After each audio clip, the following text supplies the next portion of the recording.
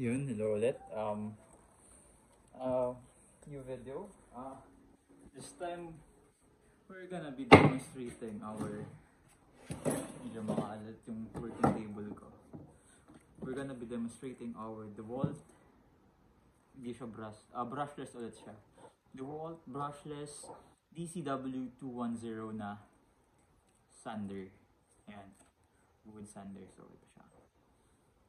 As you can see, it's got its own bag for sa mga dust natin. So it's 18 volt, type 1.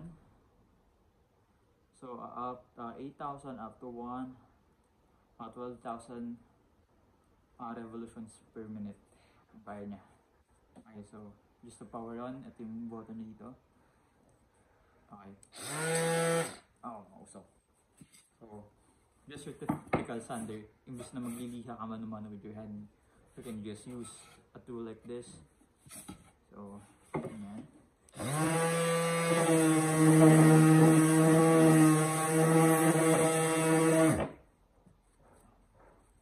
Let's try this top part.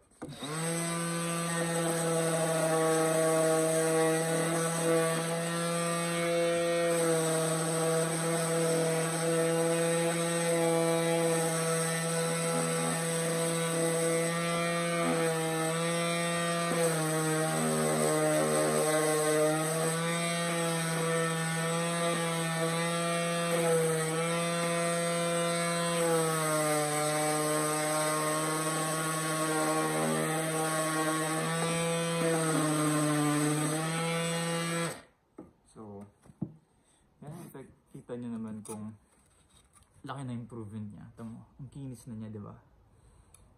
Ayan.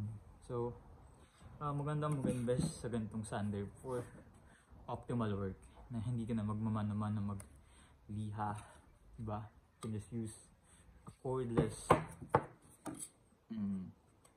na sander for finishing works like this. So, yeah, tapos ka agad. And also, it's light and compact, hindi mo magkabuhol-buhol ng wire kumpara sa gagamit ka ng mga nasa Philippines na yung mga cords pa. So it's worth it to invest talaga in cordless tools.